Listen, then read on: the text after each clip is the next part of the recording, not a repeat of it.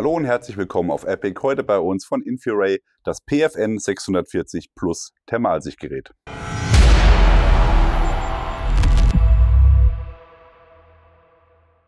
Heute haben wir für euch von Infiray ein Thermalsichtgerät mitgebracht, was wir sehr spannend und interessant finden. Haben wir auch schon einiges an Range Time oder Zeit hinter dem Gerät verbracht, um euch da mal einen Eindruck vermitteln zu können. Für alle, die sich für das Thema Thermalsicht interessieren, lohnt es sich auf jeden Fall dran zu bleiben, egal ob ihr jetzt das Gerät gut findet oder nicht, weil wir hier auch noch mal ein bisschen Footage zeigen werden aus den verschiedensten Gebieten. Wir haben da ein bisschen Taktik mit drin, wir haben ein bisschen Naturaufnahmen mit drin, aber auch den jagdlichen Aspekt werden wir beleuchten.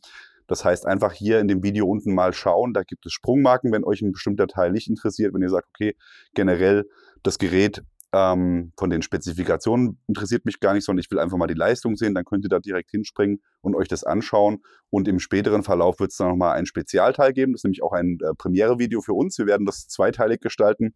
Das heißt, ich mache den Taktik-Teil und den generellen Outdoor-Teil und auch das Gerät. Und der Bernhard wird nochmal ganz speziell den Jagdbereich beleuchten, um das Gerät eben auch als Vorsatzgerät nutzen zu können.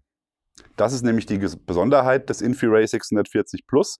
Es ist ein 4-in-1-Gerät, also 4 Geräte in einem. Ihr könnt es einmal als Handgerät benutzen, ihr könnt es einmal als helmmontiertes Gerät benutzen, also kopfmontiertes Gerät, und ihr könnt es als Vorsatzgerät benutzen. Und ihr könnt es sogar im Ausland, da sage ich gleich nochmal was zur rechtlichen Lage, als reines Thermal-Zielvisier benutzen. Aber wie gesagt, da gehen wir gleich nochmal drauf ein. Zunächst einmal natürlich für das Gerät die Spezifikation. Wir haben hier ein super kompaktes Gerät von den Abmaßen her. Das heißt, wenn ich hier mal die Augenmuschel, die Okularmuschel abnehme, könnt ihr hier sehen, das ist wirklich extrem klein. Das ist gerade mal 105 mm in der Länge, 65 mm in der Breite und 48 mm in der Tiefe, also wirklich ein sehr, sehr kompaktes Gerät und dementsprechend auch super geeignet eben für Observation, Überwachung im Objektschutz, Personenschutz, was auch immer. Da habt ihr wirklich ein super kompaktes Gerät. Von den weiteren Werten her habt ihr hier 355 Gramm Gewicht und eine IP67 Zertifizierung, was den Wasserschutz angeht. Bedeutet also auch für den Outdoor-Bereich ist es gut nutzbar. Generell sehr robustes Gerät, kann man auf jeden Fall mitnehmen. Betrieben wird das Infiray 640 Plus mit einem 18650 Akku. Da sind auch 2 Stück mit dabei. Die können hier einfach eingesetzt werden, haben eine Laufleistung dann von 4 Stunden. Wenn ihr zum Beispiel auch von anderen Herstellern einen 18700er Akku habt, wie hier zum Beispiel den von Nextorch, auch die können verwendet werden. Allerdings müsst ihr dann eine andere Kappe verwenden. Das heißt, die am Gerät montiert ist, die eben auch für die mitgelieferten Akkus gedacht ist, die wird dann ersetzt durch hier eine längere Kappe, weil ja auch der Akku hier ein Stückchen länger ist. Das heißt, dann könnt ihr auf jeden Fall auch andere Batterien nutzen, um eben hier nochmal ein bisschen mehr Abwechslung zu haben oder beziehungsweise Alternativen zu haben, falls ihr nicht mit diesen Akkus arbeiten wollt. Ja, schrauben wir es einmal wieder zu, damit wir hier auch weitermachen können. Da können wir auch gleich mal auf das weitere Zubehör eingehen. Da ist nämlich einiges dabei bei dem Gerät. Logischerweise, auch wenn es ein Gerät ist, was für verschiedene Anwendungen gedacht ist. Ihr habt hier einmal natürlich für die Akkus ein Ladegerät. Und da muss man auch dazu sagen, da hat man nicht irgendein Billigladegerät mit reingeschmissen, sondern hier ist von Nitecore ein Dual-Ladegerät, um beide Akkus gleichzeitig laden zu können. Natürlich auch mit den entsprechenden Kabeln. Leider noch Micro-USB, also kein USB-C-Anschluss. Aber immerhin ist das mit dabei. Dann habt ihr nochmal eine Okularmuschel für den Vorsatzeinsatz, wenn ihr mit einem Zielfernrohr arbeitet, um eben das Gerät näher ans Zielfernrohr ranzubringen. Mit einer großen Muschel auch außenrum. Dann habt ihr hier ein Verbindungskabel für das ist eine gute Frage. Wir wissen es tatsächlich nicht so genau. Es ist ein USB-Anschluss mit dran und ein BNC, also irgendeine Videotechnik, dass man externe Monitore anschließen kann. Haben wir allerdings mit den Monitoren, die wir haben, nicht testen können oder nicht hinbekommen. Ist aber auch tatsächlich eher nicht so interessant für die allgemeine Benutzung. Natürlich auch Putztuch und Werkzeug sowie Ersatzschrauben sind mit dabei, um eben dann auch das Ganze nochmal adaptieren zu können. Ihr habt hier einen Montageschuh, der dann für die Kopfhalterung gedacht ist. Den haben wir hier bereits schon montiert und die Kopfhalterung sieht dann so aus. Die kann dann hier direkt an einem Helm montiert werden. Das heißt, ihr geht her, setzt die hier ein, wie bei einem Nachtsichtgerät auch, einfach vorne montieren und dann könnt ihr hier das Gerät einschieben. Ich muss auch richtig rummachen. So. Habt dann hier die Längenverstellung über die Schiene. Das heißt, ihr könnt das hier ausrichten, wie weit ihr das vom Auge weg haben wollt. Dann wird es hier fixiert und dann habt ihr hier nochmal natürlich eine Seitenverstellung, um eben auch mal schnell das Auge wechseln zu können. Eine Raste, um das Gerät hochklappen und abklappen zu können. Und natürlich auch nochmal hier eine Höhenverstellung. Also tatsächlich eine wirklich solide Montage. Ist jetzt natürlich keine Wilcox-Qualität, aber es ist tatsächlich von der Wertigkeit her sehr hoch und funktionell vor allem. Das ist uns immer das Wichtigste. Man kann hier in jegliche Richtung das Ganze einstellen, um eben hier die richtige Position vor dem Auge zu finden. So, dann gibt es weiterhin mit dem Lieferumfang eine Picatinny-Montage. Die montieren wir jetzt nicht. Das kann dann der Bernhard machen für den jagdlichen Einsatz. Die wird dann direkt hier an das Gerät geschraubt. Das heißt, dieser Schuh, den ihr normalerweise nutzt für die Kopfmontage, muss dafür demontiert werden und dann kann der Sockel direkt drauf montiert werden. Wir haben auch, und das wird auch der Bernhard euch nochmal zeigen, von IEA Mill Optics direkt eine Montage, die nochmal separat liefern. Einfach nochmal, weil die Standard Picatinny-Montage, die dabei ist, die hat hier nur so 2 Rändelschrauben. Das heißt, man ist vielleicht nicht ganz so schnell für die Montage bzw. Demontage von der Waffe. Und natürlich hat man auch immer dann, wenn man es als Handgerät benutzen will, hier die Montage unten drunter. IEA hat es dann ein bisschen eleganter gelöst, hier mit einer Dovetail-Montage, die dann auf der Waffe sitzt vor dem Zielfernrohr, mit Schnellspannern in beide Richtungen. Das heißt, sie wird einmal auf der Waffe schnell gespannt und das Gerät selbst wird schnell gespannt. Das heißt, dieser Sockel fällt weg und dafür gibt es dann Picatinny-Sockel, der direkt am Gerät ist, was das Ganze natürlich dann ultra kompakt wieder macht als Handgerät und dann hier mit dem Sockel eben auch schnell auf der Waffe montiert werden kann. Also gerade für den jagdlichen Einsatz, für die Beobachtung und dann auch für den Schuss ist das, denke ich, eine gute Sache, aber da wird der Bernhard euch mit Sicherheit nochmal ein paar Details liefern. Natürlich ist es auch noch wichtig zu wissen, was das Gerät denn an Leistung mit sich bringt. Hier sei erstmal, also ich nenne euch erstmal jetzt die generellen Zahlen und dann sprechen wir einmal über die Zahlen. Wir haben hier einen Sensor mit 640 x 512 Pixeln, das heißt 12 Mikrometer in der Auflösung. Die Linse hat 25 Millimeter. Ihr habt hier eine Erkennung von Menschen auf 600 oder bis 600 Metern und eine Erkennung von Fahrzeugen bis zu 1 Kilometer. Die NETD-Temperaturempfindlichkeit liegt bei kleiner gleich 40 Mikrokelvins. Ihr habt 50 Hertz Framerate und ein Field of View von 17,2 Grad mal 14,7 Grad. Der Zoom, der hier mit eingebaut ist, ist digital. Das heißt, ihr habt einen einfachen optischen Zoom, also keine Vergrößerung und eine digitale Vergrößerung bei Bedarf von 2-fach und von 4-fach. Das Gerät hat einen internen Speicher von 64 GB, was ungefähr 40 Stunden Videolaufzeit oder Videoaufnahmezeit entspricht oder eben 1600 Fotos. Für die Detaileinstellung habt ihr vorne an der Linse könnt ihr hier einmal die Scharfstellung vornehmen und natürlich könnt ihr auch die Dioptrien einstellen. Die geht von -4 bis +4. Das heißt, wenn ihr eine Sehstärke braucht oder eine Brille habt, dann könnt ihr hier das Ganze entsprechend nochmal auf euer Auge anpassen.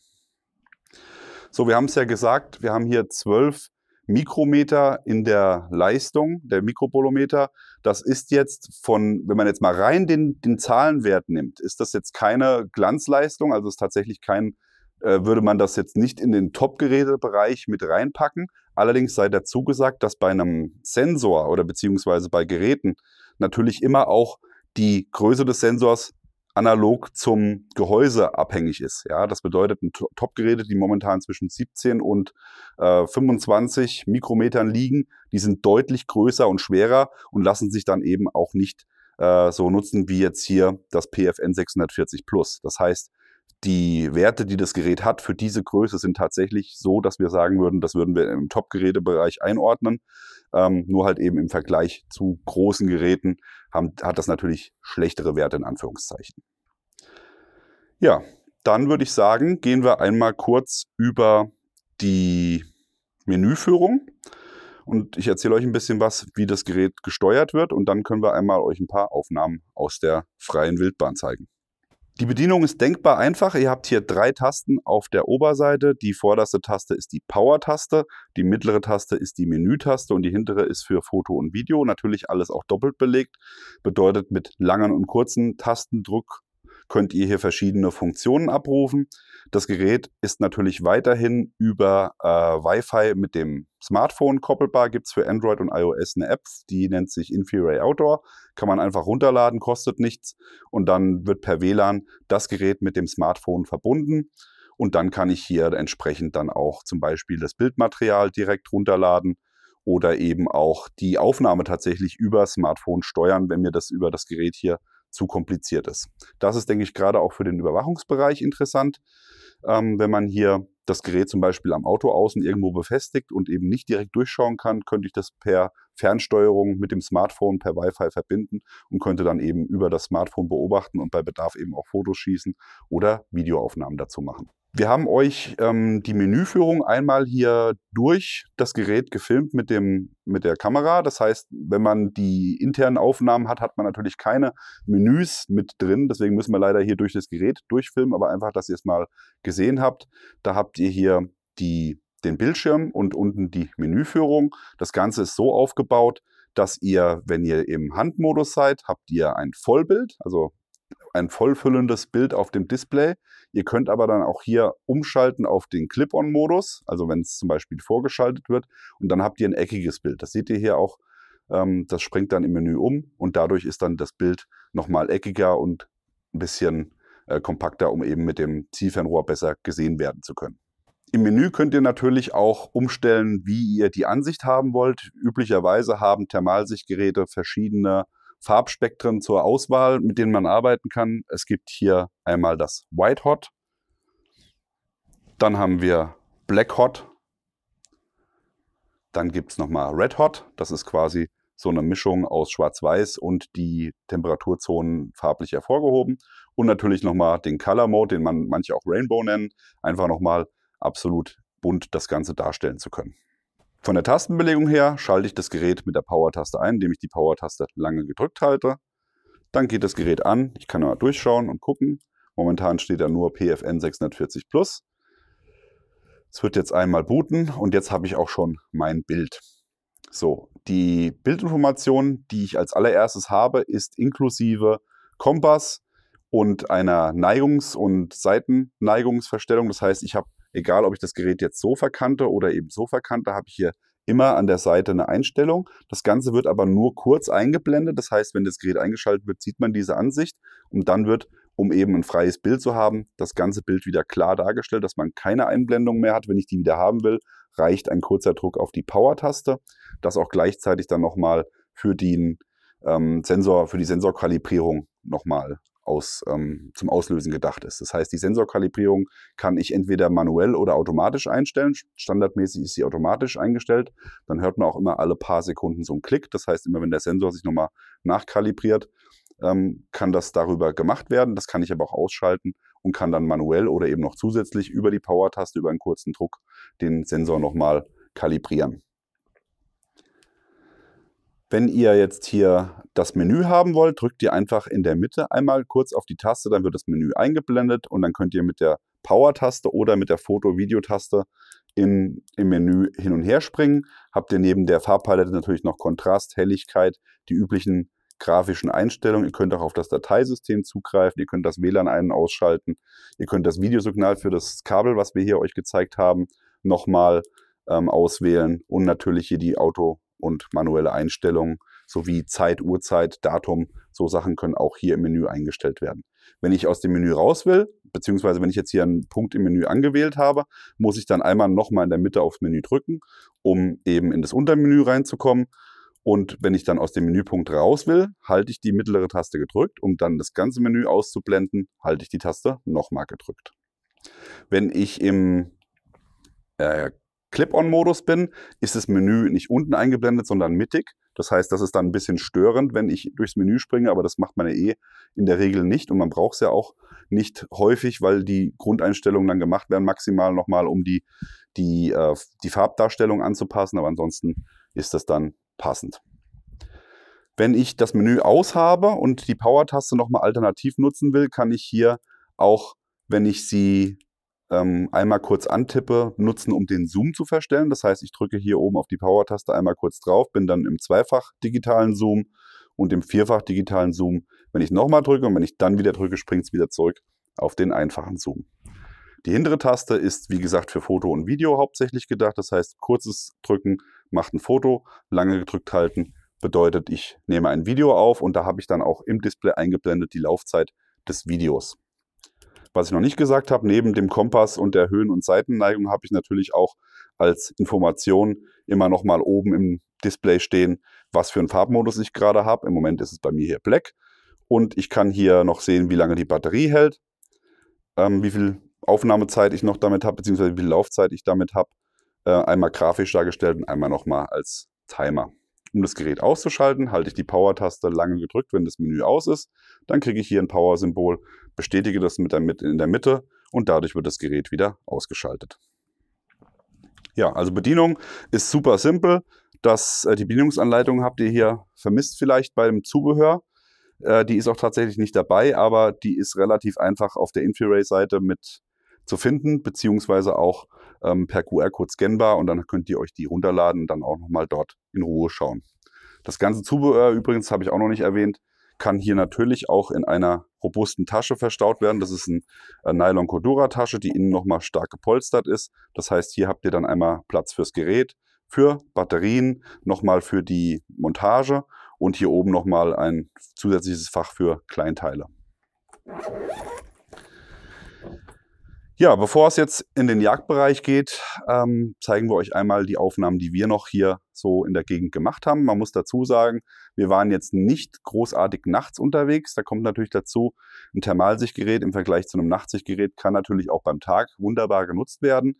Man hat natürlich dann aber nicht so starke Temperaturabweichungen wie jetzt in der Nacht. Als Beispiel, in der Nacht kühlen ja auch die Bäume und die Wiesen und die ganze Umgebung kühlt mit runter, weil eben nicht aufgewärmt wird durch die Sonne und dementsprechend wäre dann ein Mensch oder ein Tier oder was auch immer eine Wärmesignatur hat, nochmal deutlich besser zu sehen. Aber wir finden, bei den Aufnahmen, die wir gemacht haben, erkennt man schon auch so bei Tag relativ deutlich, was warm ist, was lebt und was eben nur ein Stein oder ein Baum oder ein Grashalm ist.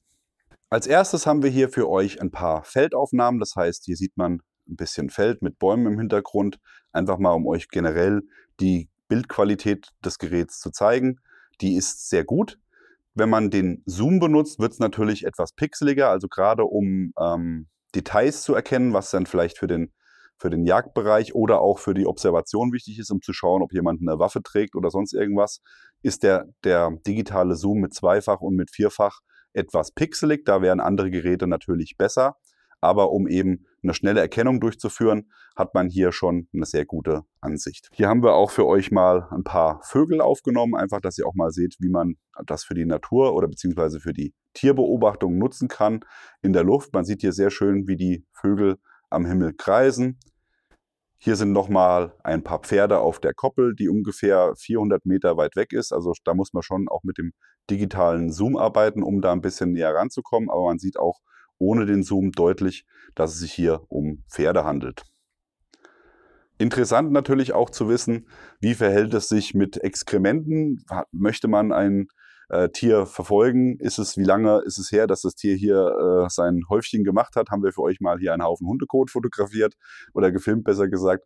Und da seht ihr, das ist noch ziemlich warm. Der Hund ist wahrscheinlich gerade erst um die Ecke gedüst. Auch natürlich für den Straßenverkehr ist das Ganze interessant. Wir haben hier einmal von einer Autobahnbrücke runter die Aufnahmen gemacht, durch alle Farbpaletten durch. Das heißt, hier könnt ihr einmal das Ganze sehen mit Black Hot, White Hot, mit Red und mit dem Color-Modus. Es hat geregnet an dem Tag, das heißt, man sieht hier auch sehr gut, wie die Autos relativ kühl sind, aber eben halt auch warme Teile haben, um da eben auch eine gute Erkennung zu haben. Wir bleiben beim Auto und haben für euch mal auch, gerade für die Observation, eine wichtige Information, wie lange steht das parkende Auto schon da. Hier das erste Auto ist unser Auto, mit dem sind wir gerade eben durch die Gegend gefahren.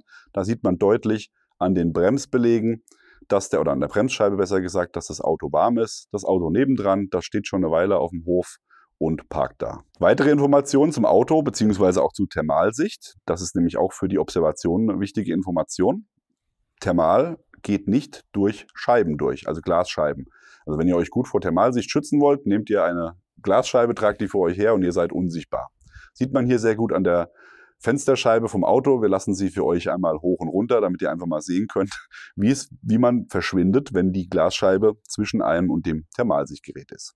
Zu guter Letzt haben wir für euch natürlich auch nochmal einen Splitscreen, um euch zu zeigen, wie es aussieht, wenn sich jemand in einem Tarnanzug durch die Gegend bewegt. Ihr wisst ja, wir sind Phantom Leaf-Fans und haben da auch schon diverse Tarnmustervergleiche gemacht. Hier seht ihr einmal mit der normalen Kamera aufgenommen, dass den Soldaten mit Tarnanzug, der relativ gut getarnt ist auf eine kurze Distanz. Das heißt, man hat hier schon relativ schwer mit dem bloßen Auge den zu erkennen, aber das Thermalsichtgerät lügt nicht und da seht ihr natürlich deutlich den Menschen. Und auch da wieder interessant zu sehen, die Ausrüstung, die über der Kleidung getragen wird, ist deutlich dunkler, auch der Helm ist dunkler, als die Kleidung, die direkt am Körper liegt, also sprich Arme und Beine.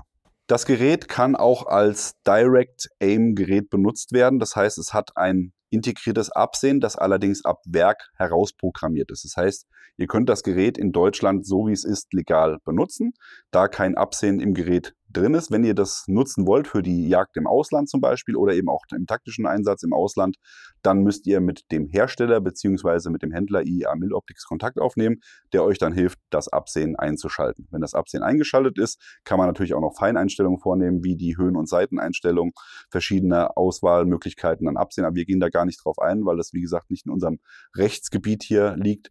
IEA Miloptics schreibt dazu auf der Seite: Nach deutschem Recht, bei programmiertem Absehen darf keine Picatinny-Waffenmontage angeschraubt werden. Mit gültigem Jagdschein und ohne programmiertes Absehen darf die Picatinny-Waffenmontage an das Gerät montiert werden. Und das PFN 640 Plus darf als Vorsatzgerät auf der Waffe genutzt werden. Im Ausland kann diese Regelung abweichen und ist zu beachten. Also es ist hier ähnlich zu betrachten wie bei Waffenlampen. Das kennt ihr ja auch. Waffenlampen sind in Deutschland verboten. Was ist die Definition einer Waffenlampe? Eine Taschenlampe mit einer integrierten Montage ist verboten, ist tatsächlich sogar ein verbotener Gegenstand, dürft ihr nicht besitzen. Ja? Und deswegen bringe ich das jetzt auch als Beispiel, weil hier ist es so, es ist auch keine Montage integriert in das Gerät und dementsprechend ist der Besitz erlaubt, wie bei der Taschenlampe, wo ich auch Ringe kaufen könnte, Picatinny-Ringe kaufen könnte, kann ich beides haben, beides besitzen, darf es aber eben nicht zusammenbringen. Ja, und das ist hier bei dem Gerät auch ähnlich gehandhabt. Ja, für die legale Nutzung im Jagdbereich haben wir aber nochmal den Bernhard, der dazu gerne nochmal ein paar Worte sagt. Da haben wir auch nochmal ein paar Aufnahmen im Tierpark gemacht, um euch hier Tiere in der verschiedenen Lebensweise und Form und Artenvielfalt zu zeigen. Aber wie gesagt, das übernimmt jetzt der Bernhard und da freue ich mich drauf und übergebe an ihn. Danke Martin und willkommen im Jagdrevier. Was ich noch dazu sagen möchte, alle Waffen hier sind natürlich auf Sicherheit geprüft. Da sind keine Probleme, keine Munitionsteile sind hier am Mann oder bei den Dreharbeiten vor Ort. Ja, ich habe jetzt das PFN 640 Plus ein bisschen auf der Jagd nutzen können.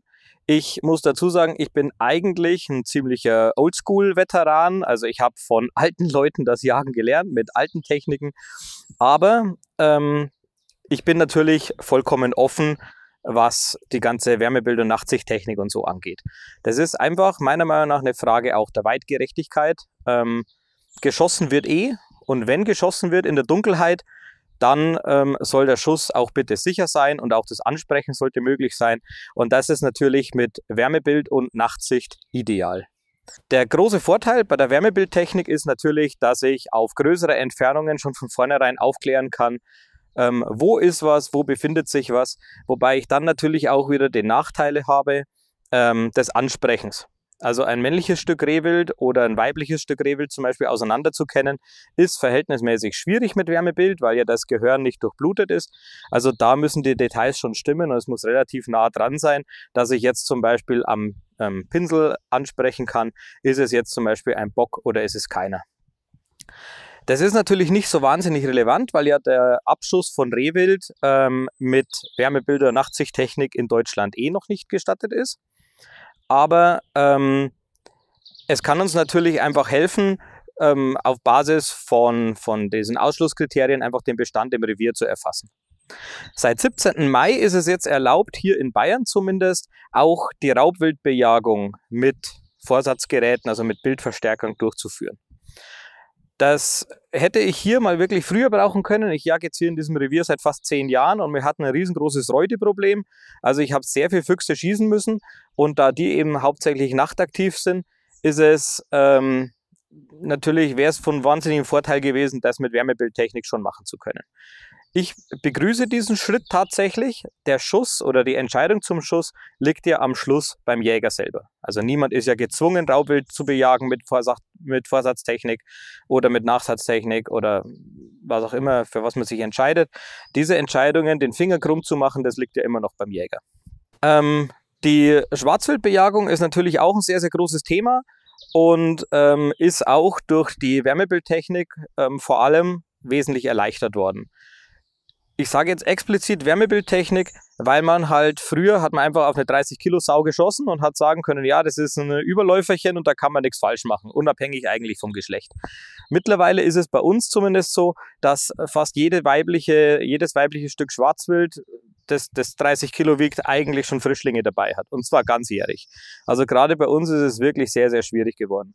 Und da sage ich einfach, im 20 cm hohen Gras, vom Hochsitz aus oder auch auf der Pirsch, kann ich mit dem Wärmebildgerät sehen, sind hinter dieser Überläuferbache mit 30 Kilo, sind da Frischlinge im hohen Gras versteckt.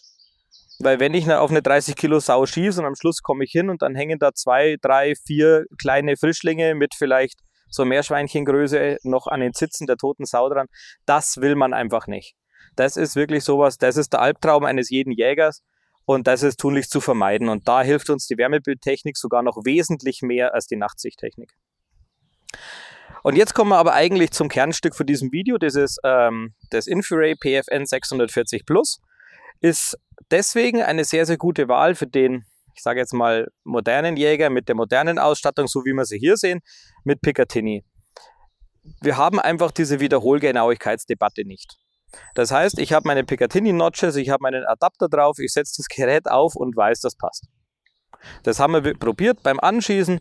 Wir haben geschossen, haben das Gerät abgenommen, haben das Gerät wieder aufgesetzt, haben wieder geschossen und der Treffpunkt war gleich. Und das ist genau das, was wir wollen.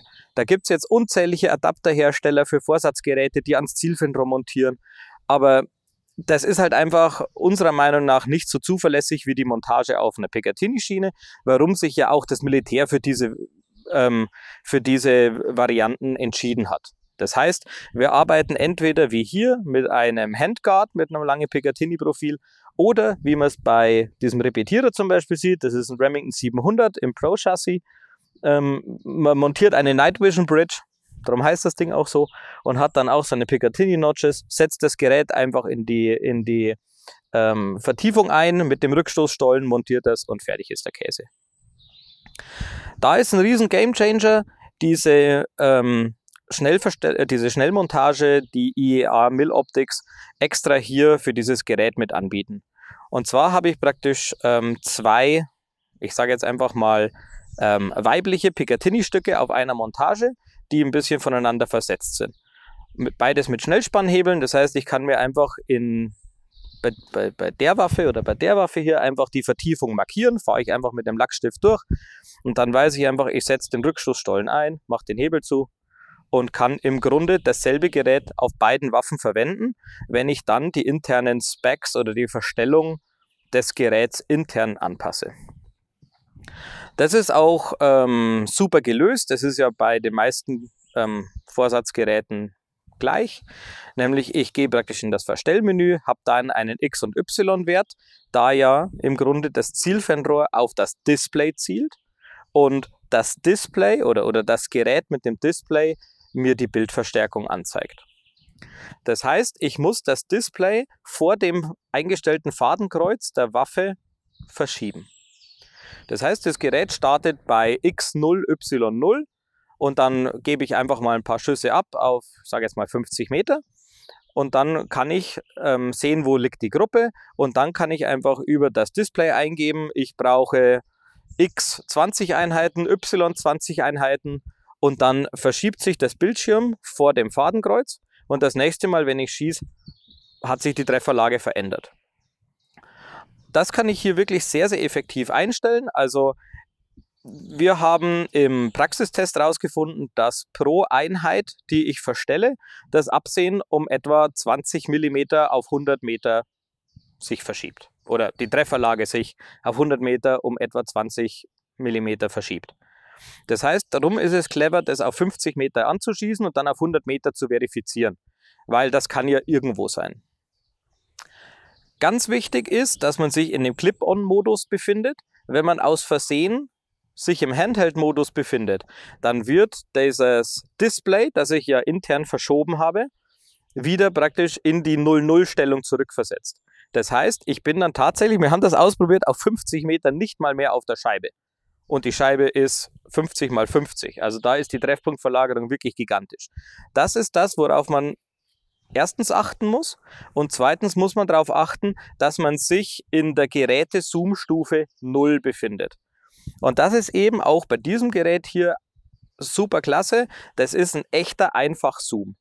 Das heißt, auch wenn man das im Clip-on-Modus in der Hand hat, könnte man jetzt zum Beispiel mit dem linken Auge durchschauen und könnte mit beiden Augen offen in die Landschaft gucken und kann sich dann auch da orientieren. Das heißt, ich habe praktisch den Bildverstärker am linken Auge und habe das offene Auge rechts und kann dann hier wirklich auch im Clip-on-Modus mit echter, einfacher Vergrößerung hier durch die Walachei schauen. Bin ich im Handheld-Modus, habe ich eine 1,5-fache Vergrößerung integriert in der Optik und ich habe dann ein rundes Bild. Kann man nutzen. Ich persönlich bin aber ein Fan dieser echten, einfachen Vergrößerung, weil ich einfach dann den Vergleich habe, wo befindet sich was. Ich habe keine Verzerrung drin, dass ich sage, ich habe jetzt am rechten Auge, wenn ich offen durchschaue, ist der Baum hier und mit 1,5-facher Vergrößerung ist er hier. Also ich bin, wie gesagt, ein großer Fan von der Nutzung von diesem Bildverstärker mit echter einfacher Vergrößerung und das ist der Grund, warum. Wir haben jetzt den normalen Adapter am PFN 640 Plus abgeschraubt und haben den durch die Picatinny-Aufnahme am Gerät ersetzt. Das heißt, allein um diese Schräubchen zu lösen und anzuziehen, brauche ich in Deutschland einen Jagdschein. Ansonsten habe ich einen verbotenen Gegenstand.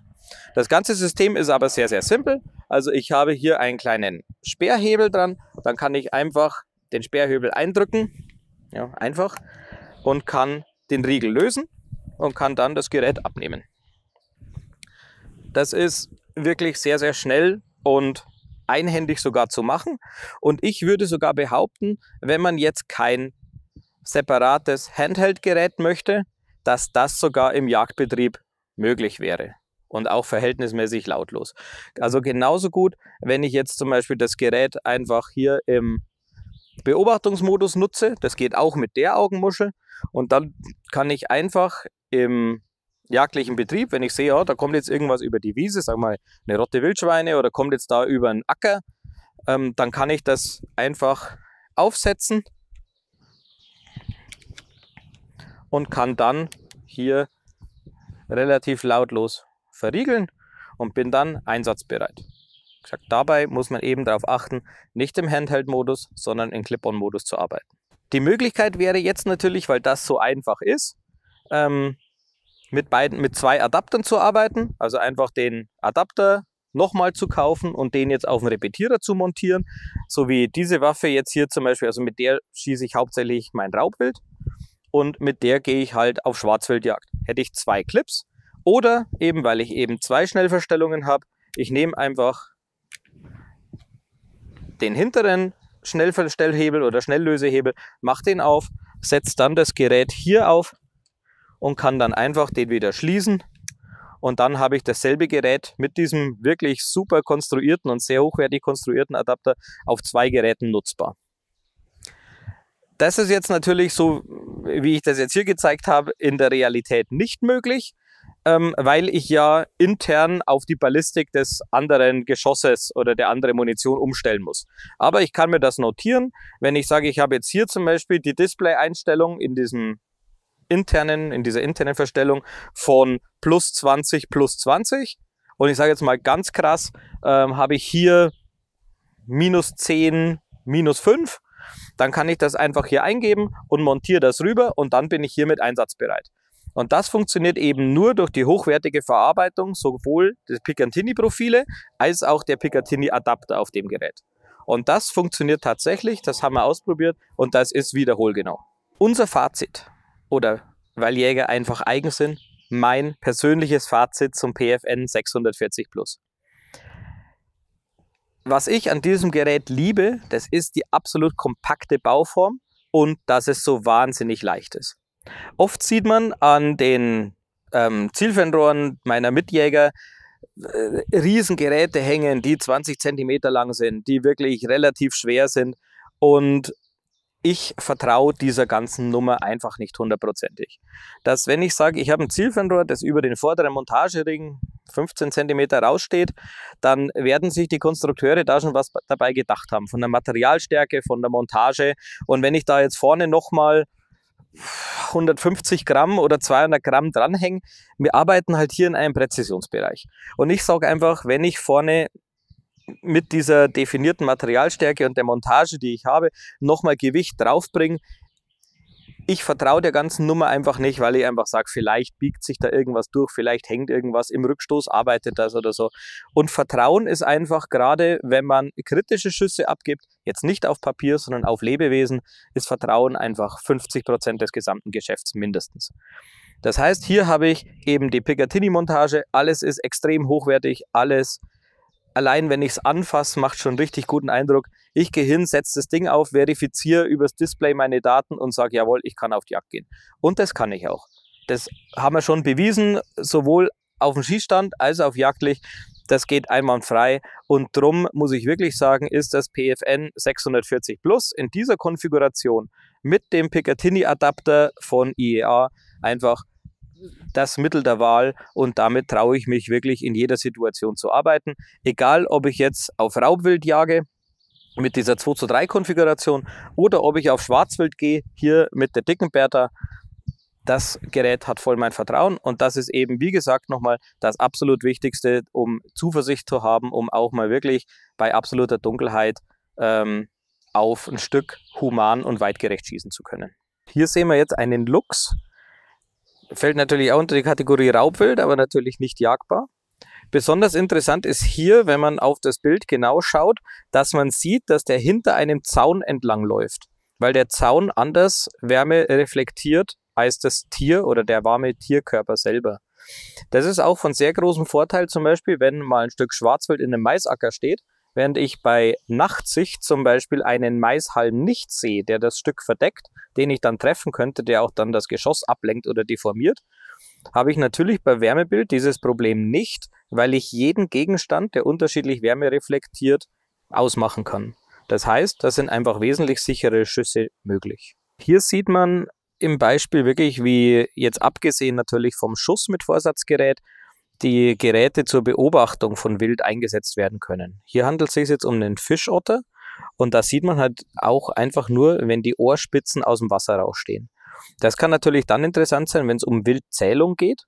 Wir haben ja zum Beispiel das Hasenprojekt bei uns, da hat man früher mit großen Scheinwerfern die Wiesen abgeleuchtet, hat versucht, die leuchtenden Augen zu zählen, was jetzt natürlich durch Wärmebildtechnik wesentlich vereinfacht wird.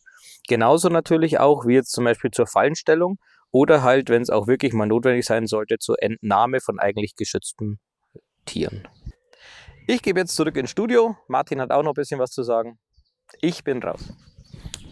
Ja, dann sage ich mal vielen Dank an Bernhard, der hier schon mal sein Zwischenfazit gegeben hat, was den jagdlichen Bereich angeht. Wir geben mal unser Fazit ab, was den Rest angeht.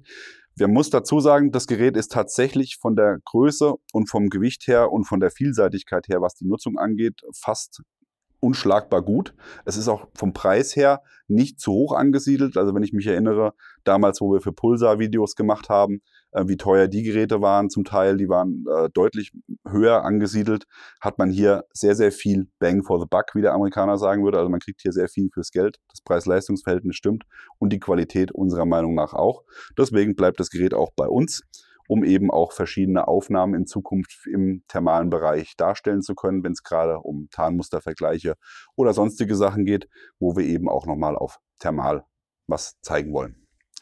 Wenn ihr euch selbst für das Gerät interessiert und wenn euch das vielleicht sogar zu teuer ist, gibt es auch nochmal das PFN 320, also quasi die Hälfte der Sensorleistung nochmal nach unten skaliert. Das ist dann nochmal auch vom Preis her nochmal in der Hälfte nach unten skaliert. Aber wie gesagt, das PFN 320 und das 640 bekommt ihr bei IEA Milloptics und der Link dazu ist hier unten eingeblendet. Was sagt ihr dazu? Habt ihr selber schon Erfahrungen mit den InfiRay-Geräten gemacht oder auch speziell mit dem InfiRay PFN 640? Schreibt es uns gerne mal in die Kommentare, auch gerne eure anderen Meinungen, die ihr zu Thermalsichtgeräten habt.